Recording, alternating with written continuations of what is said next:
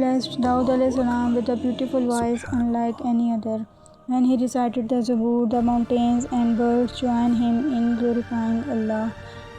Even nature responded to his remembrance of the Creator. Allah also taught Daud alayhi salam the skill of making armor. With his hands, he crafted protective armor for people in battle. This was a blessing from Allah to protect humanity.